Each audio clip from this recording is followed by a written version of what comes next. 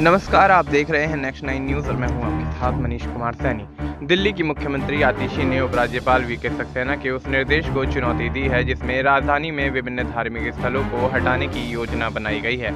इन स्थलों में मंदिर और बौद्ध संरचनाएं शामिल हैं। इस विवादास्पद आदेश के खिलाफ मुख्यमंत्री ने एलजी को एक कड़ा पत्र लिखा है जिसमें उन्होंने धार्मिक स्थलों को तोड़ने के आदेश पर पुनर्विचार करने की मांग की है। आतिशी ने स्पष्ट रूप से कहा है कि धार्मिक इमारतों को नष्ट करना दिल्ली के लोगों की भावनाओं को आहत करेगा।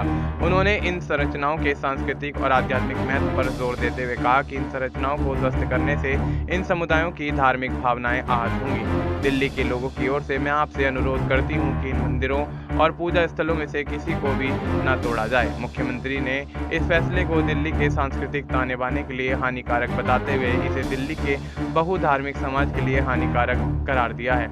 आतिशी ने अपने पत्र में विध्वंस के फैसले से संबंधित प्रक्रिया में अनियमितताओं को उजागर किया। परंपरागत रूप से धार्मिक स्थलों के बारे में किसी भी प्रस्ताव पर मुख्यमंत्री और गृह मंत्री की सहमति ली जाती थी, लेकिन इस बार एलजी ने प्रक्रिया को दरकिनार करते हुए सीधे अपने कार्यालय के माध्यम से यह निर्णय लिया। मुख्यमंत्री ने आरोप लगाया कि सार्वजनिक व्यवस्था का हवाला देकर इस जिम्मेदारी को निर्वाचित सरकार के दायरे से बाहर कर दिया गया है। उन्होंने इस पर आपत्ति जताई कि धार्मिक स्थलों की सूची एलजी कार्यालय के निर्देश पर तैयार की गई थी और उनकी मंजूरी से ही धार्मिक समिति ने इसे आगे बढ़ाया है। ध्वस्तीकरण के लिए चिन्हित स्थल मुख्यमंत्री ने अपने पत्र में उन स्थानों की सूची साझा की है जहां धार्मिक स्थलों को तोड़ने की योजना बनाई गई है। इसमें वेस्ट पटेल नगर, दिलशाद गार्डन, सुंदर नगरी, सीमापुरी, गोकुलपुरी और न्यू उस्मानपुर एमसीडी फ्लैट्स के पास स्थित मंदिर शामिल हैं। यह विध्वंस केवल इन स्थानों के आध्यात्मिक महत्व को ही नहीं बल्कि दिल्ली की सांस्कृतिक विरासत को भी खतरे में डालता है। मुख्यमंत्री ने आरोप लगाया कि धार्मिक स्थलों को हटाने का निर्णय धार्मिक समिति द्वारा लिया गया है, लेकिन यह एलजी के निर्देश और मंजूरी पर आधारित था। इस आरोप ने धार्मिक समिति की स्वायत्ता और राजधानी में धार्मिक स्वतंत्रता के सवालों को जन्म दिया है। विवाद का बढ़ता प्रभाव यह मामला केवल एक प्रशासनिक मुद्दा नहीं है बल्कि यह धर्म, संस्कृति और विरासत के मुद्दों को भी उठाता है। मुख्यमंत्री ने एलजी से अपील की है कि वे इस विवादास्पद आदेश को वापस लें और दिल्ली के विविध धार्मिक परिदृश्य की रक्षा करें। मुख्यमंत्री की इस चुनौती ने दिल्ली के निवासियों के बीच सकारात्मक प्रतिक्रिया उत्पन्न की है। धार्मिक स्थलों के संरक्षण को लेकर नागरिक संगठनों और धार्मिक समूहों ने मुख्यमंत्री के रुख का समर्थन किया है।